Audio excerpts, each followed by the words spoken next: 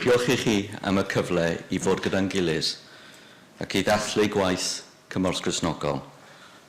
Rydym yn ymfalchuon y gwaith ac hefyd Caredigrwydd y Crwys a'r cyfundeb wrth arwyddo'r gwaith pwysig hwn.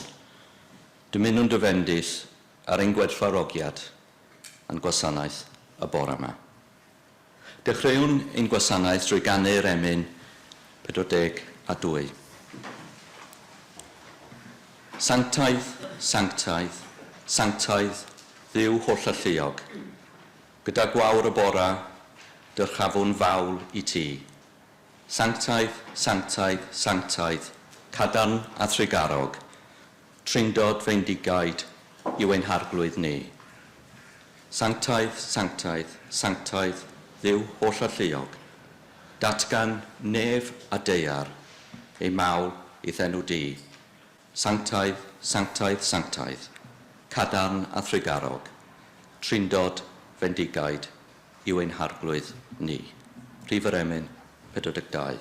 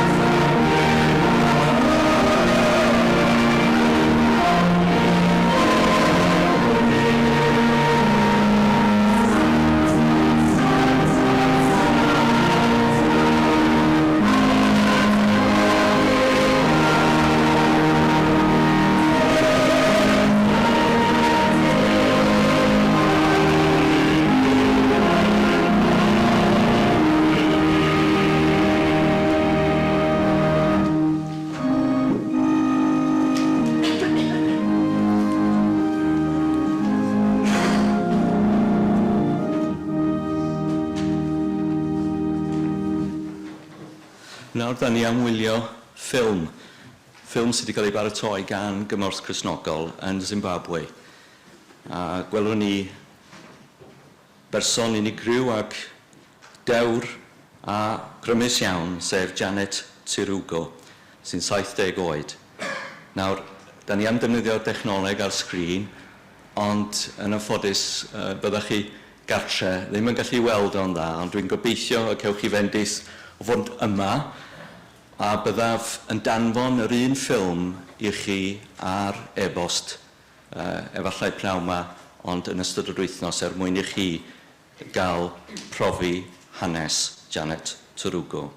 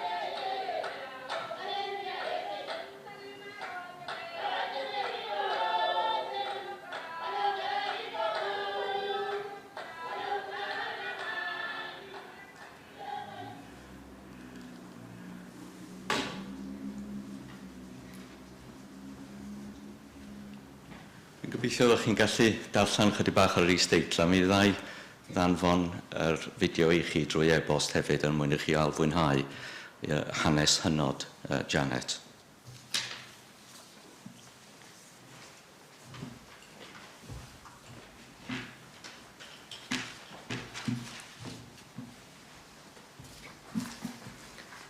Gweddi wrth ymgasglu, gweddiwn. Gwaredwr, mab ac ysbryd, ymgasglwn heddiw I geisio dy bresenoldeb yn ein hamser o addoliad. Rydym yn ewynu amdana ti. Turdyn cyfarfod yn ein hangen, cysyllta ni gydag anghenion eraill, cyfarpara ni I ymuno yn dy waith creadigol, trawsnewidia ni I fod yn dybycach I ti. Rydym yn ewynu am dy gyfiawnder. Ymgasglwn gyda Jessica a Janet a'i cymunedau yn Zimbabwe, yr wythnos Cymorth Cristnogol hon. Bydded yw storiau yn gwneud yn ewynog am gyfiawnder ac yn fwy diamynedd am newid. Rydym yn ewynu am dy gyfiawnder. ymgasglwn gyda'r holl greadigaeth, gyda'r mynyddoedd a'r bryniau. Byddwn yn bloeddio canu, gyda choed y maes byddwn yn curo i'n dwylo. Rydym yn ewynu i dyfoli di. Amen. Gawn ni ganu y remyn rhif 5. Bydd gyda ni o Dduw ein tad ar uchel wyl dy blant, a derbyn di ein hifydd glod ar dafod ac ar dans. Eith enw sanctaidd arglwyddior y canwn oll ynghyd, tydi yn unig fedd yr hawl i dderbyn mawl y byd. Am bob rhyw ddawn diolchwn ni am leisiau pur a glân, am emyn hoff a'i eiriau cain a fferaidd sain y gan. Esgyned ein haddoliad gwyw mewn gorfoleddus lef, a chwydded seiniau o bob man y gysgan iddo ef. Emyn rhif 5.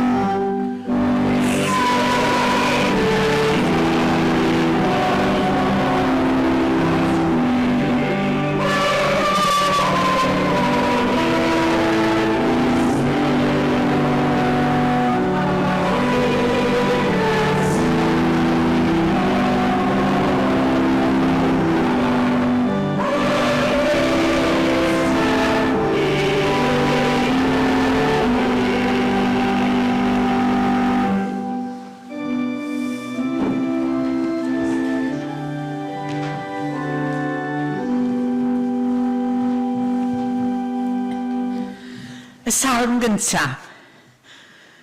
Gwyneb fyd y sawl nad yw'n dilyn cyngor y dregionus, nac yn ymdroi hyd ffordd pechaduriaid, nac yn eistedd ar sedd gwatwarwyr, ond sy'n cael ei hyfrydwch yn hyfraith yr arglwydd, ac yn myfyrion i gyfraith ef ddydd a nos. Y mae fel pren wedi ei blannu wrth ffrydiau dŵr, ac yn rhoi ffrwyth yn ei dymor, a'i ddeilen heb fod yn gwywo, beth bynnag a wna fe llwydda. Nid felly y bydd y drygionus, ond fel is yn cael ei yrru gan wynt. Am hynny, ni saif y drygionus yn y farn, na phechaduried yng ngynulleidfa'r cyfiawn. Y mae'r arglwydd yn gwylio ffordd y cyfiawn, ond y mae ffordd y drygionus yn darfod.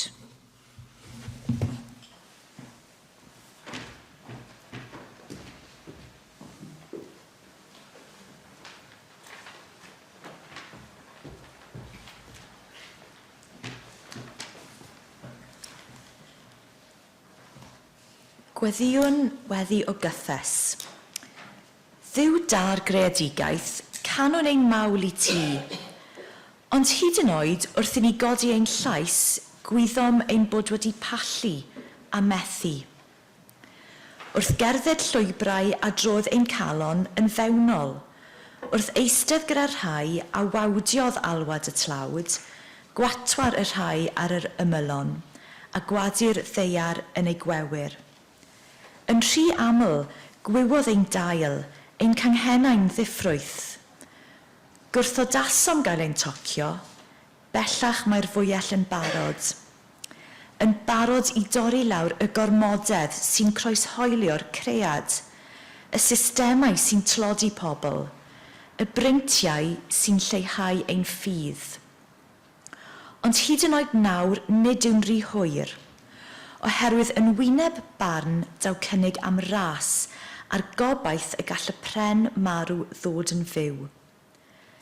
Ble rydym wedi methu a dwy'n ffrwyth da a rhannu dyddigonedd ar gyfer y ddeiar, dduw trigar ha. Pryd y bu ein gweithredoedd a'n bwriadau fel man is ar gyfer gwynt y nef, dduw trigar ha. Maddau i ni, adfer ni, ysbrydola ni nawr i ymhyfrydu yn dy bwrpas, i gofleidio dy bosibiliadau, i drigo yn dy addewidion, i ffynnu fel ffrwyth ar gyfer y byd rwy ti'n ei garu a dod ag iachad i'r cenhedloedd. Amen.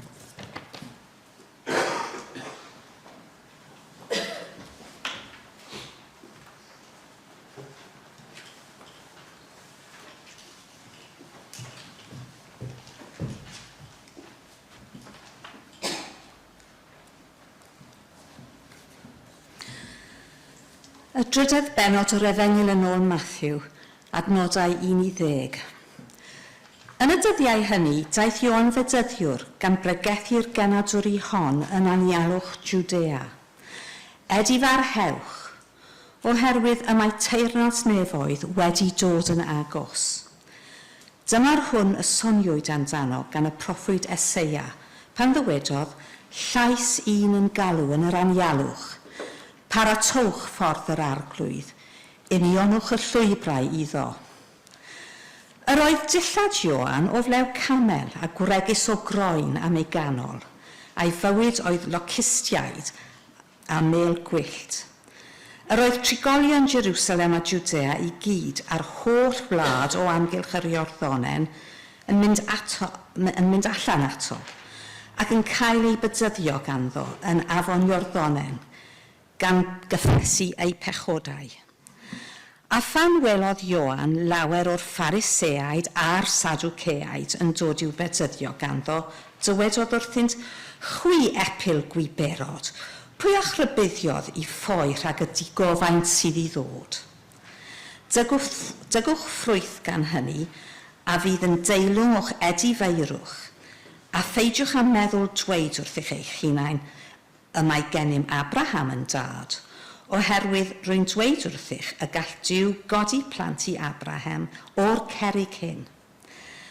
Ac mae'r fwyell eisoes wrth wraidd y coed, felly y mae pob coeden nad yw'n dwy'n ffrwyth da yn cael ei thorri i lawr a'i bwrw i'r tân.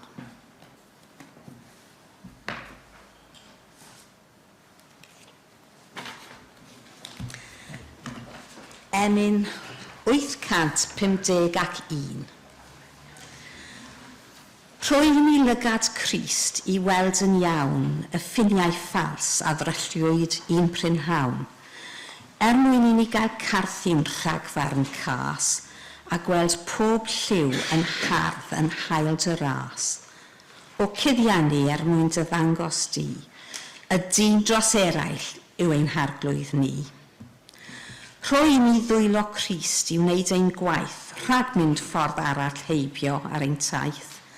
Yn llawen, rhwng i'r rhai mewn newyn draw a chofiwn am y weddw sydd ger llaw. O cuddiannu mwyn dy ddangos di, y dyn dros eraill yw ein harglwydd ni.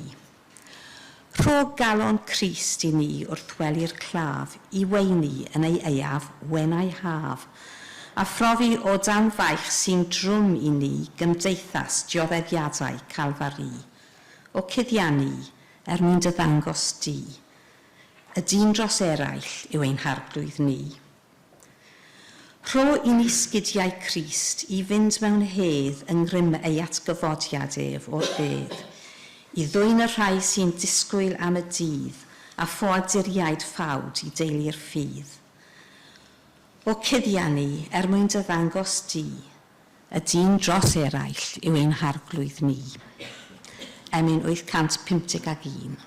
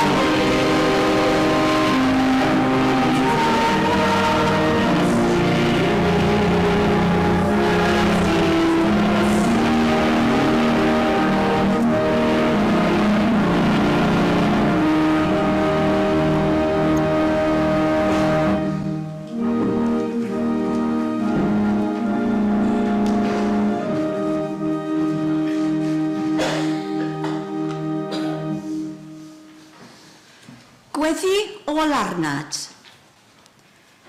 Sefydla gwaith dyddwylo o Dduw. Galwn arnat ti Dduw'r greadigaeth. Yn ffyddlon tuag atom ger coed Eden. Galwn arnat ti Dduw achubiaeth. Yn ffyddlon tuag atom ar bren Calfaria. Galwn arnat ti Dduw'r cyflawniad. Yn ffyddlon tuag atom, yn iachad pren y bywyd.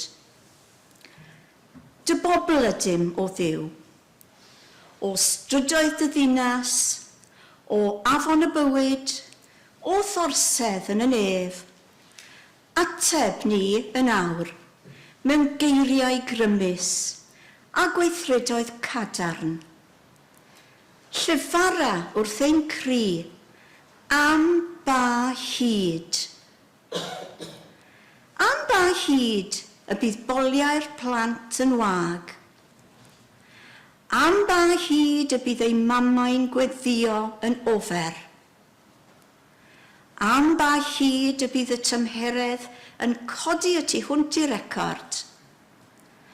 Am ba hyd y bydd y cymylau yn peidio rhoi glaw. Am ba hyd y bydd y ceiau yn troi yn llwch. Am ba hyd y bydd llifogydd yn aros dros y tir. Am ba hyd y bydd ychydig yn byw gyda gormod, a gormod yn derbyn ychydig. Am ba hyd rhaid disgwyl am iachad y cenhedloedd. Am ba hyd y bydd anghyfiawnder a dioddefaint yn aros. Ond nef, gwyddom ein gwneithriad ni yw hyn. Ein bychod dihangol, ein halibu. Maent i gyd yn gwybod y gwir. Mae ein pwyntio bus a'n gweddiau am ba hyd ni yn atsain yn ôl at ein diwioldeb ac yn mynnu ateb. Am ba hyd. Am ba hyd. Am ba hyd y bydd difaterwch, anghydraddoldeb ac anghyfiawnder yn atal tosturi, iachad a llawnder bywyd. Tyrd a thyrd yn fian arglwydd. Gad i'r bobloedd lawenhau. O Eden i Galfaria, o'r nef i'r ddeiar. Coda pob llais i ganu amen. Sefydla gwaith ein dwylo.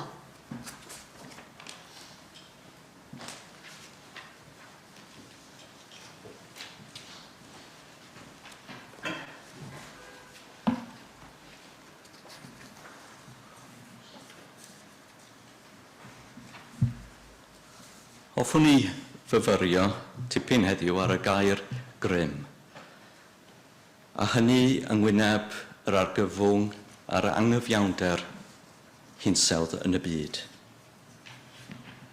Yng nghyd-destun byd o anghyfiawnder hinsawdd, mae Salm 148 yn ei gwneud yn glir ein bod ninnau fel unigolion o bob cefndir yn rhan anatod o'r greadigaeth. Mae'r salm yn amlinellu her i ni wrth ystyried ein rhan yn y greadigaeth. Mae'r her yn un syml, ond eto i nifer yn anodd, sef y dasg o foli'r arglwydd. Molwch yr arglwydd o'r ddaear, chwydd reigiau a'r holl ddymderau, tân a chenllysg, eira a mwg, y gwynt stormus sy'n ifaidd i'w ei air.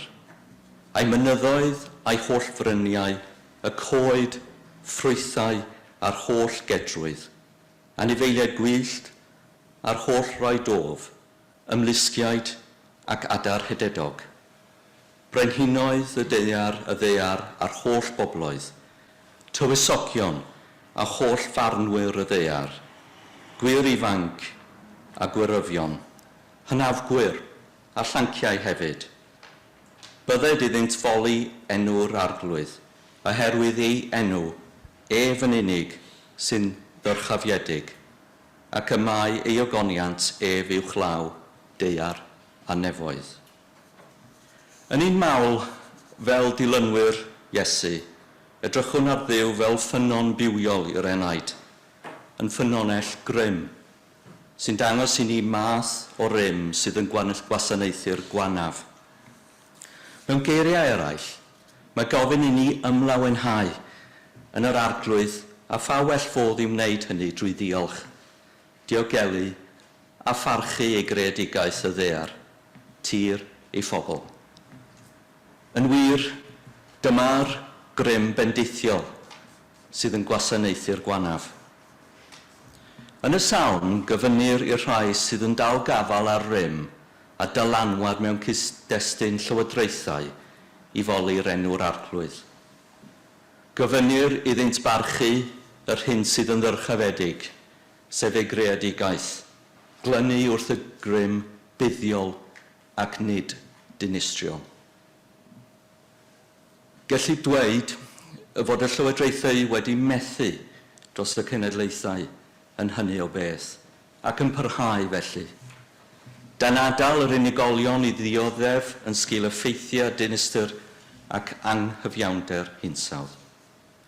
Gwyddom o'r gorau am drasiedi gwleidyddol Zimbabwe a dioddefaint ei phobl. Ond yn y ffilm a welson ar ddechrau y gwasanaeth, ceir gwrthgyferbyniad llawn gobaith a chariad yn y ffilm gan Cymorth Cristnogol. Janet Turugo yn 70 blwydd oed, ac yn unigolyn gwydyn a garw, llawn gobaith yn dyfal barhau, ac yn gweithio dros ei theulu. A'i chymdogion, diolch i gyngor ac arweiniad prosiectau dan ofal Cymorth Cristnogol, heb sôn am ei ffydd. Diolchwn heddiw am heilioni o fewn ein cymuned ni yma yn y Crwys, a da ni'n cyfleu neges o obaith gyda'n cyfraniadau hael yn ni fel aelodau. A diolch am waith yr Ysgol Sul. Fe cofiwch chi, fe ath nhw ar daith gerdded, codi arian ar gyfer y bydd Cymorth Cristnogol, a diolch iddynt am ei gwaith a'i harweiniad yn ddiweddar. Yn ystod wythnos Cristnogol hon, gelwyr arnom i foli'r arglwydd gyda Janet. Mae hi'n addoli Duw gyda llawenydd, gyda diw ei theulu bellach yn newynu. Mae fy mywyd yn newid, medda hi, rydym yn ddiolchgar. Hoffwn eich gymryd nawr ar daith o dir sych a heriol Affrica heddiw, i ynys fechan sych a diffaith y môr y canoldir, ac yn ôl mewn amser i'r flwyddyn 90, ynys Patmos. A mae'r ynys Patmos, fel y gwyddoch chi, yn rhan o wlad Groeg heddiw. Ond bryd hynny yn rhan o ymerodraeth Rhufain. Yna roedd un o'r disgyblion, Ioan, yn byw yn alltyd, neu fel carcharor ar ei ben ei hun. Roedd o'n hen ŵr erbyn hyn. Roedd wedi cael ei gosbi am iddo wrthod rhoi gorau i bregethu am Iesu Grist. Yma, ar ei ben ei hun, yn unig, gafodd y weledigaethau a oedd yn sylfaen i lyfr y datguddiad. Dyma lyfr hynod, llawn delweddau, sydd weithiau yn anodd iawn i'w deall. Ond ar ddiwedd y llyfr, mae Ioan yn ysgrifennu am ei weledigaeth am y ddaear. Mae'n cynnig datguddiad sy'n cynnig gobaith y dyfodol. Roedd Ioan wedi gweld newid mawr yn y byd gwleidyddol. Wrth i'r ymerodraeth Rhufain ehangau, y byd newydd yn trawsnewid yr hen ffordd o fyw, gyda'r ymerodraeth yn mynnu mwy a mwy o rym gwleidyddol ac economaidd. Mae Iowan yn cynnig ffordd arall, ffordd syml, y ffordd o addoli Duw. Mae'r golygfeydd yma'n ei gynnig yn rhoi anogaeth i'r rhai credinwyr sydd yn anobeithio. Mae'n cynnig hwb i'r eglwys fore mwyn iddyn nhw barhau, gyda'i neges o ddyfal barhau yn wyneb grym gorthrwm gwleidyddol. Grym fyddai'n ceisio atal gwaith pobl Crist. Dyma ddarllen rhan o lyfr y datguddiad, yr unfed ar 20, y pennod unfed ar 20. Y Jerusalem newydd. Yna gwelais nefoedd newydd a deiar newydd. Roedd y deiar a'r awyr gyntaf wedi diflannu. Doedd y môr ddim yn bodoli dim mwy. Dyma fi'n gweld y ddinas sanctaidd, y Jerusalem newydd, yn dod i lawr oddi wrth Dduw yn y nefoedd. Roedd yn edrych fel merch ifanc wedi gwisgo'n hardd ar gyfer ei phriodas. Wedyn, clywes lais o orsedd yn cyhoeddi yn glir. Bellach, mae pabell Duw yng nghanol y bobloedd. Bydd yn byw yn eu canol nhw, a byddan nhw'n bobl iddo. Bydd yn sychu pob deigryn o'i llygad nhw. Fydd ddim marwolaeth o hyn ymlaen, dim galaru, dim wylo, dim poen. Mae pethau fel roedden nhw wedi mynd. Fi ydy'r alpha a'r omega, y dechrau a'r diwedd. Byddai'n rhoi diod o ffynon dŵr y bywyd i ti, y rhai sydd yn sychedig, yn rhad ac am ddim. Mae gweledigaeth Iowan heddiw yn ein herio i beidio setlo gyda gymerodraeth fyd-eang ein dydd, ond i geisio deall dear newydd a nef newydd. Mae hyn yn adleisio proffedoliaeth Eseia o'r Hen Testament. Y nod yw ceisio canfod ffynonell gwir rym, sef grym iachusol, cariad a gobaith. Mae'r ddaear fel cartref Duw, a mae hyn yn ein ysbrydoli ni i gydweithio yn y gwaith o adfer y greadigaeth yn awr. Gwaith sy'n herio'r golled a'r difrod sydd wedi achosi gan ynghyfiawnder hinsawdd. Caiff y syniad am y ddaear fel cartref Duw i ddisgrifio'n hyfryd gan Miroslav Volf a Matthew Croasman yn ei llyfr For the Life of the World. Daw'r ddynoliaeth a'r byd i lawnder pan fyddent yn cyflawni'r hyn oedd yn fwriad iddynt o'r cychwyn. Mae'r sychder yn gwneud cymuned Janet yn llwglyd a thlawd, gan atal y llawnder, bywyd ac urddas y mae Duw yn ei fwriadu. Mae gennym gyfle i fod yn rhan o'r broses o ailgreu y ddaear fel cartref Duw, pan fyddwn yn gweithio gyda'n gilydd i helpu unigolion fel Jessica a Janet. Helpu nhw i dyfu bwyd ffres, i fwydo eu teuluoedd, ac i weithio i adfer y golled a'r difrod sydd wedi achosi gan anghyfiawnder hinsawdd.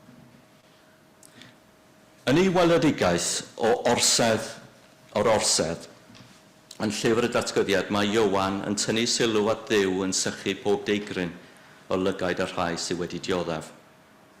Mae disgwyl y math yma o gysur a chariad tyner yn gweithio fel sbardun i ninnau heddiw i sicrhau bod dagrau rhai sy'n newynu i ddarparu yn gallu cael ei sychu.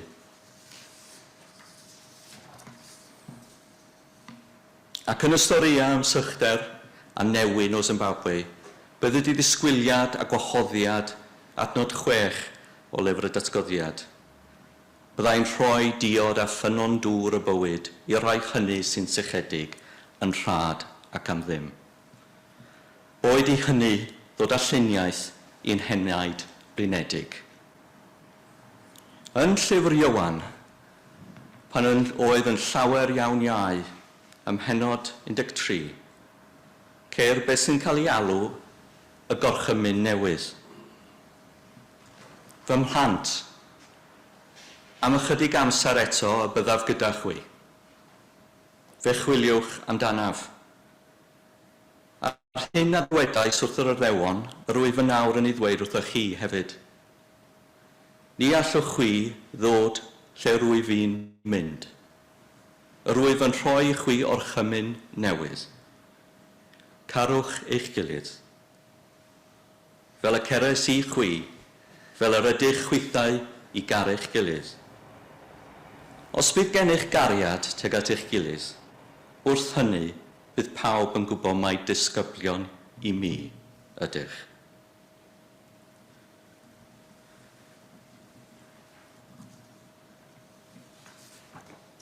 Mae cariad yn gweithredu fel y gwelwn yn rymus yn marwolaeth Iesu ar y groes a'i atgyfodiad. Mae pob gweithred a gymeron yn ystod wythnos Cymorth Cristnogol yn dangos ein cariad ar waith i roi help i ferched dyfugnyddau sy'n goroesi mewn sychder. I godi ein llais dros gyfiawnder trwy ymuno a'n hymgyrch a gweddio y bydd teuluoedd yn gryf ac yn cael eu cynnal mewn cyfnodau o sychder. Anogwn felly yr unigolion yn ein cymunedau i ganfod y nerth i orsgoi ac i oresgyn trialon. Anogwn ein gilydd i ganfod athrawon doeth bywyd i addasu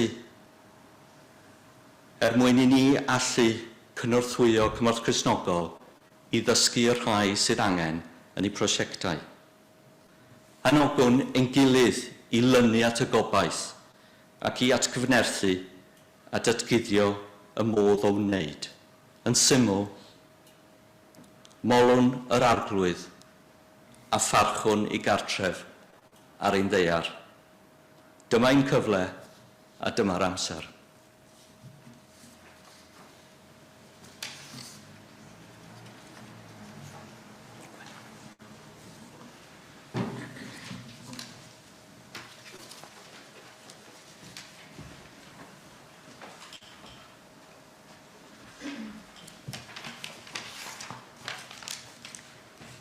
Rhif yr enw 264. Helatheia derfynau dy deyrnas a galwyd y bobl ynghyd. Ysgyddiad y heiddiant anfeidrol i'r eiddos iachad y byd. Gwyd angrist a rhwyga ei deyrnas o brytheid y deud yr awr. Disgynnedd Jerusalem newydd i loni tregolion y llawr.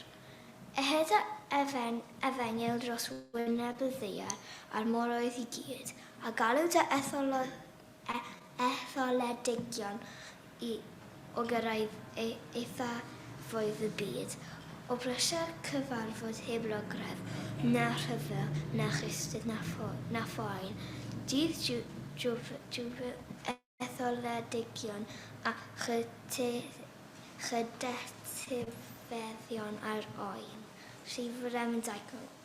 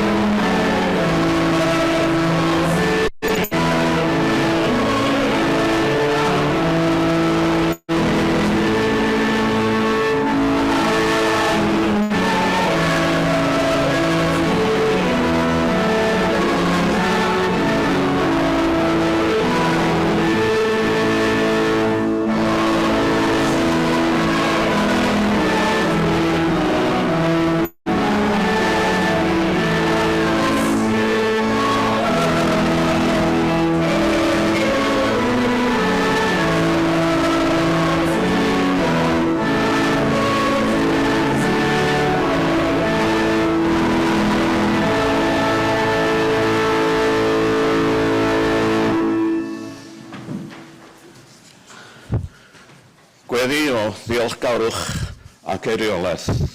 Gweddiwn. Greawdwr, Dduw, triniwr ein sydd, diolch am y fraint o gael byw yn yr ardd fyd eang hon, wedi ei phlannu i ddwyn dy ffrwyth di, i yfrydu ein tawod ac yn bwydo. Roeddais di ni fywyd yn ei holl gyflawnder. Roeddais di ni fwyd, ac eto mae miliynau newynu. Cymer yr hoddion hyn o arian a defnyddio hwy i helpu Cymorth Cristnogol i gefnogi cymunedau o amgylch y byd. Ond na fydde di'n cefnogaeth ddiweddu yma, gwna ni yn hadau fydd yn ehangu teyrnas Dduw. Wrth ddeiseb am heddwch, gweddiwn dros Wcrain ath blant di mewn sawl gwlad sy'n dioddef effeithiau rhyfel a therfysgaeth. Na fydde di'n pryder drostynt leihau yn pryder am Zimbabwe, Afghanistan, Syria a phob man arall, lle mae'n calonau wedi'u caledu iddynt drwy orddefnydd. Gweddiwn dros bawb sy'n gweithredu dros gyfiawnder, cofyn am waith byd eang y Cenhedloedd Unedig, a rhai a wyddom amdanynt megis Jessica a Janet yn Zimbabwe, sy'n aberthu i ddarparu ar gyfer eu ceraint a'u cymunedau. Gweddiwn dros dy blant di sy'n mynd i'w gwlau yn llwglyd, ac sydd â'i rhieni'n ymdrechu i ddarparu ar eu cyfer mewn cyfnodau o sychder difrifol. Llenwaniaeth gobaith, angerdd a bywyd, ac arwain i roi, i weithredu a gweddio, a'r hod y fendith ar bob ymdrech i gynorthwyo'r anghynus. Yn enw Crist, y ffermwr, y garddwr a'r triniwr. Amen.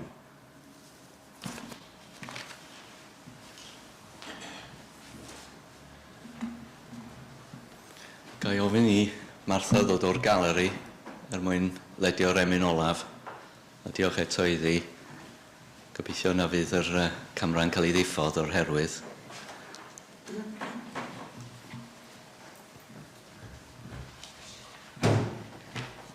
Cyn bod Martha'n cyrraedd, licen i wedi diolch i Thomas am sefyll i'r adwy yn yr adwy heddiw gan bod pred yma. Diolch i ti. Ti wedi cael un job, sef job Bob. Mae yna job un bach arall yn mynd.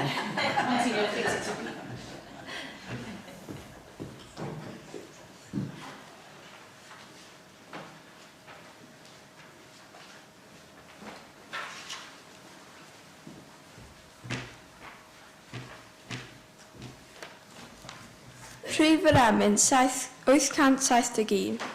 Dyrod y gariad i'n clymu, dy gariad fydd o ein plith, dyrod y gariad i Gymru, bendithiwn gwasgar fel blith.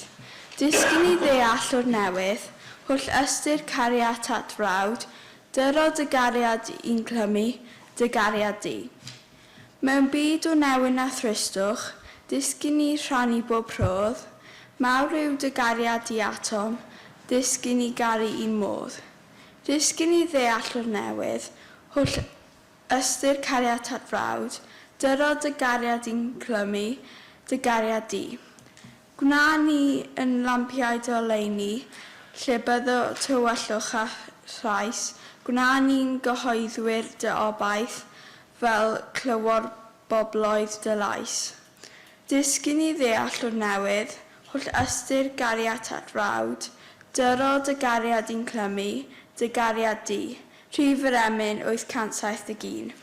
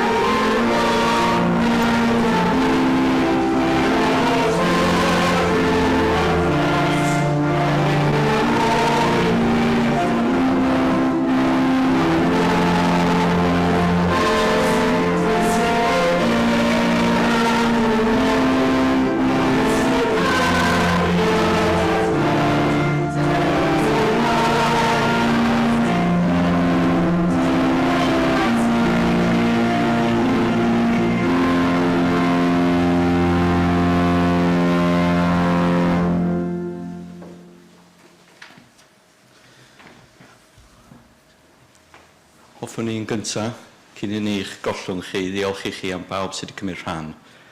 Da ni wedi profi grym gobaith a da ni wedi llwyddo i foli'r arglwydd. Hoffwn i'ch gollwng chi drwy adrodd fel y gwnaeth y parchedig Megan Williams y sil diwetha. Drwy ddyfynu emyn fawr George Rees. Tydi yw'r ffordd a mwy na'r ffordd i ni. Tydi yw'r grym pa les ymdrechu. Farglwydd heb o ti a meinau'n ddim. O'r ymys un, nawybu lwyfrhau, dynerth am ceidw unau heb lesgau. Ac nawr bydded i ras ein harglwydd Iesu Grist a chariad Duw a chymdeithas i lan ysbryd fod gyda phob un ohonoch o'r awr hon hyd byth. Amen.